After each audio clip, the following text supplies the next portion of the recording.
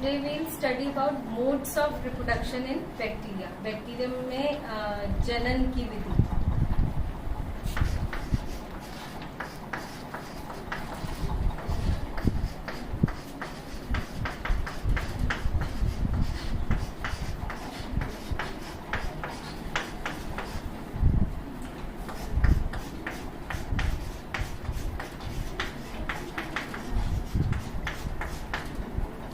Here it is categorized into asexual and sexual reproduction, although sexual reproduction is not true, because I'll tell you why.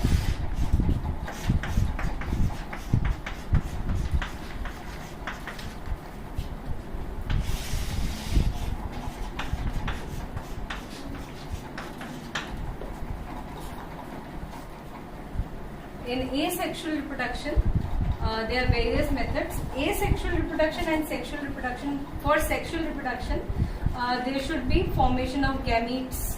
There should be exchange of genetic material in a particular way by gamete formation. But here, this actual sexual reproduction does not take place, so it is not true sexual reproduction. It is only a method of genetic recombination.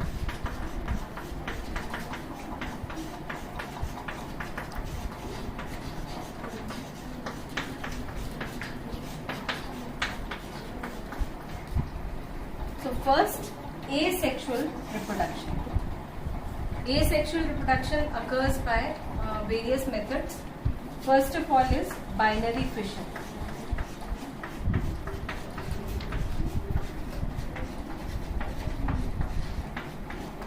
As the name suggests, binary fission. So, from a single bacterial cell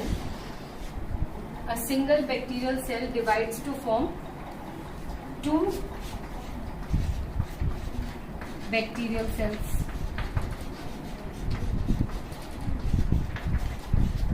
And these two again further divide to form four cells, 4 to 8 cells, 8 to 16 cells, and so on and so forth. So it is known as binary fission. As we studied earlier, in a bacterial cell, there is no true nucleus present. The nucleus is not true. It is an incipient nucleus, nucleoid or genophore. It means that there is no nuclear membrane around the genetic material. So this genetic material is in the form of a circular DNA.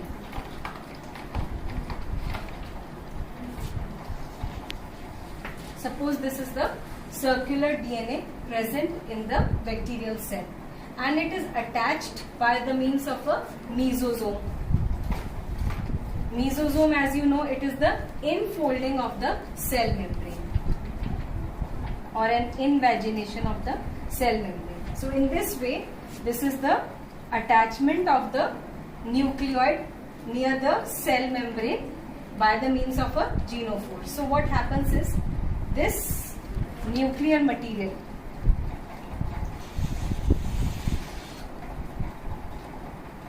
it's going to divide into an almost equal part into two parts, and then later on cytokinesis will take place. Cytokinesis means the division of the cell or the cytoplasmic material. So it's going to form two bacterial cells with an almost equal amount of genetic material. So this is binary fission. In Escherichia coli, for example, a single bacterial cell takes around 20 minutes to divide into two Escherichia coli. So it takes around maybe 18 minutes in the division of the genetic material and 2 minutes in cytokinesis. So roughly 20 minutes. So first, if the conditions are optimum, the basic necessity for binary fission is that it takes place under favorable conditions.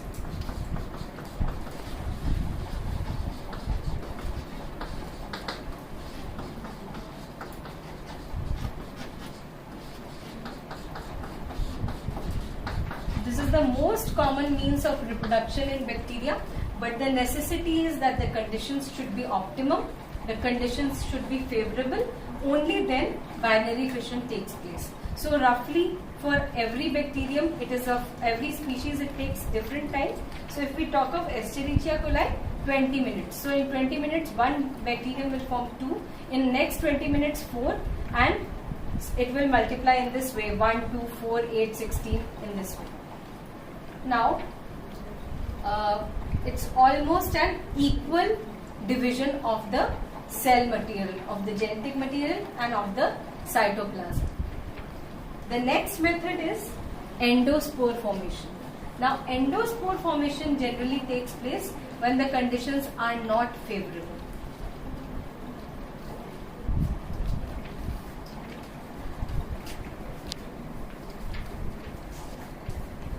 Number 2, endospore formation.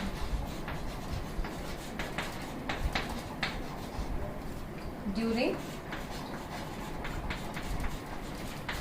unfavorable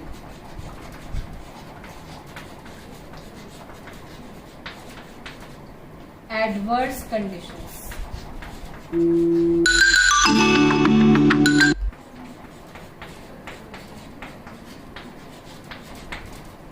During unfavorable and adverse conditions, endospores are formed.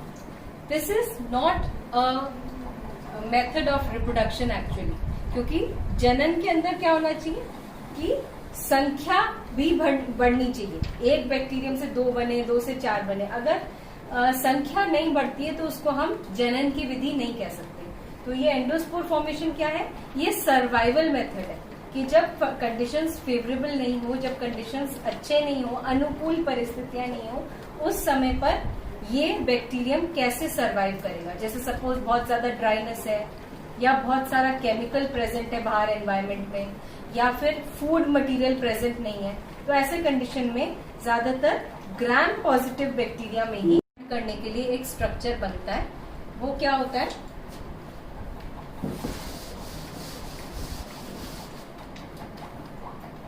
जैसे कि ये bacterial cell है, normal bacterial cell है, तो इसका जो cytoplasmic और genetic material है वो श्रिंक होके एक अंदर स्ट्रक्चर बना लेता है और उसके चारों तरफ एक स्ट्रॉन्ग कवरिंग बन जाती है जो उसको प्रोटेक्ट करके रखती है उन सारे एनवायरमेंटल कंडीशंस से.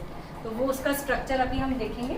उससे पहले इन ग्राम पॉजिटिव बैक्टीरिया को जिनमें एंडोस्पोर बनता है उनको हम पोजीशन ऑफ एंडोस्पोर के बेसिस पे हम उनको आइडेंटिफाई कर पाते हैं कि कौन से जीनस के हैं.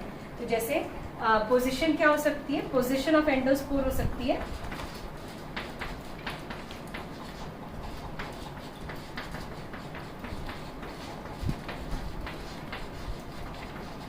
टर्मिनल हो सकती है, सब टर्मिनल हो सकती है, सेंट्रल भी हो सकती है.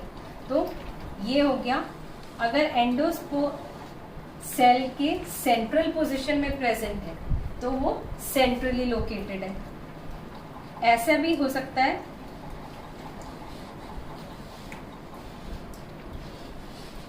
सेंट्रली लोकेटेड एंडोस्पोर, इन 2 तरीके का हो सकता है. तो ये हो गया सेंट्रल. दूसरा है सब टर्मिनल. सब टर्मिनल में क्या होगा कि वो दोनों में से किसी भी पोल की तरफ प्रेजेंट होगा.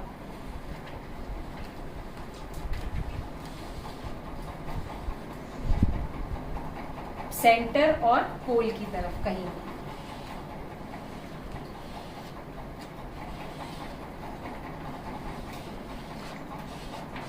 ये होगा सब टर्मिनल.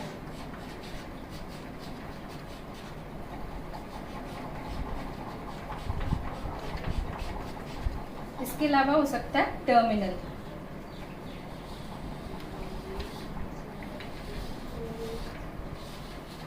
ये हो गया terminal type of endospore.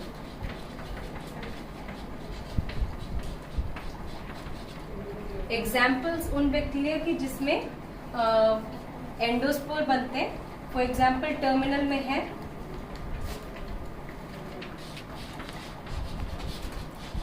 Clostridium टेटनाई. दूसरा है जिसमें सेंट्रल बनता है, उसका एग्जाम्पल है बैसिलस सीरियस। ठीक है, इस तरह से ये एंडोस्पोर्स बनते हैं। अब एंडोस्पोर का स्ट्रक्चर कैसा होता है?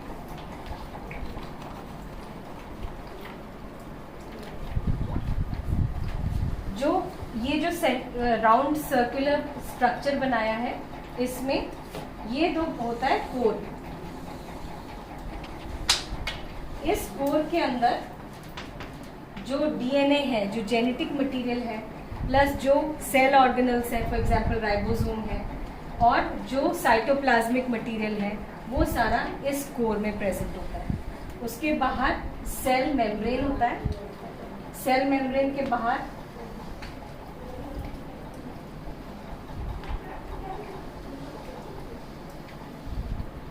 स्पोर का सेल वॉल होता है।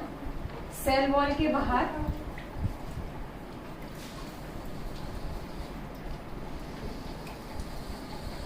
कॉर्टेक्स है, और कॉर्टेक्स के बाहर स्पोर कोट है, और स्पोर कोट के बाहर एक्सोस्पोरियम।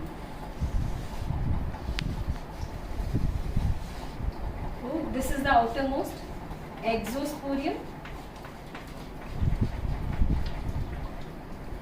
then the spore coat,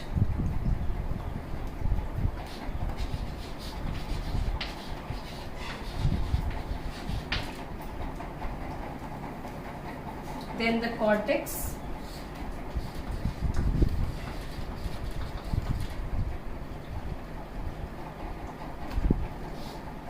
the spore cell wall,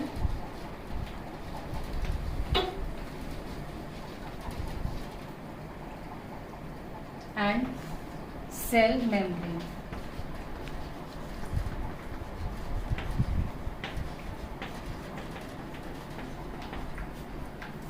ये जो एंडोस्पोर्स हैं, ये बहुत रेजिस्टेंट स्ट्रक्चर्स हैं। बहुत एंटीबायोटिक्स, डेसिकेशन, केमिकल्स, सब चीज़ों से, हीट, इन सब चीज़ों को से इन पे कोई इफेक्ट नहीं होता। तो what is the reason for it being so resistant? It is a thick dormant structure, and the reason for this is कि जो cortex होता है उसमें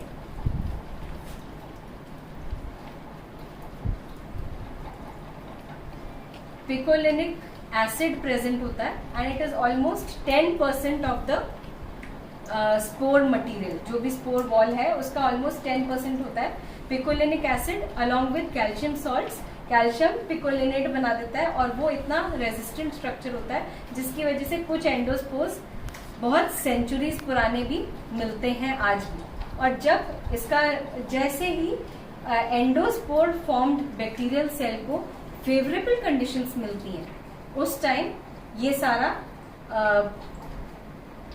वापस रिजुविनेट हो जाता है, साइटोप्लाज्मिक मटेरियल और सब, और एक नॉर्मल बैक्टीरियल सेल बन जाता है। और वो नॉर्मल बैक्टीरियल सेल उसके बाद बाइनरी फिशन से रिप्रोड्यूस करता है।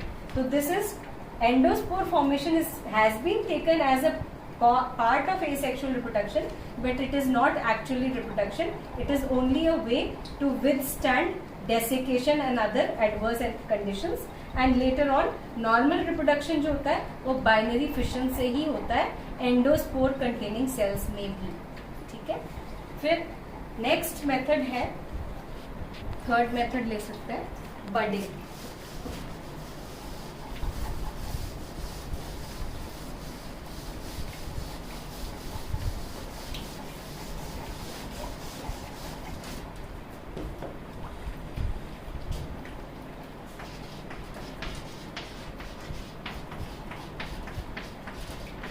बडिंग में क्या होता है कि जैसे एक बैक्टीरियल सेल है,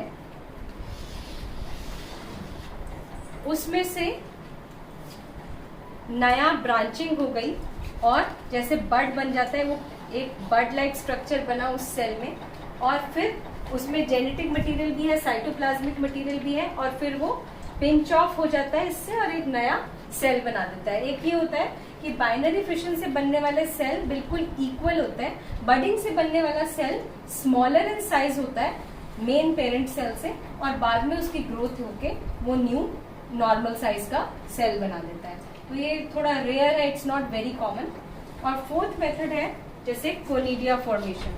कोनिडिया फॉर्मेशन जैसे हम कवक में पढ़ते हैं, उसी तरह से एक ग्रुप है बैक्टीरिया का, मोनेरा का, जो एक्टिनोमाइसिटीज कहलाते हैं। वो फंजाई लाइक बैक्टीरियम होते हैं, तो उसका एग्जाम्पल स्ट्रेप्टोमाइसिस ले सकते हैं। उनमें ये कोनिडिया फॉर्मेशन होके एसेक्सुअल स्ट्रक्चर्स, रिप्रोडक्टिव स्ट्रक्चर्स बनके ये कोनिडिया बंचेस में बनते हैं, एक कोनिडियोफोर के टिप पर बनते हैं, और फिर उसके बाद ये सेपरेट होके और बहुत सारे एक कोनिडियम एक नया ऑर्गेनिज्म बना देता है, एक नया बैक्टीरियम बना देता है। तो कोनिडिया फॉर्मेशन स्ट्रेप्टोमाइसिटीज में कह सकते हैं। और बडिंग जैसे होता है वो स्टेला में हो सकता है और कॉलोबैक्टर में हो सकता है। ये एग्जांपल्स है इसके। तो ये मेथड्स हो गए एसेक्सुअल रिप्रोडक्शन। नेक्स्ट टाइम हम सेक्सुअल रिप्रोडक्शन के बारे में नेक्स्ट क्लास में हम लोग लेंगे।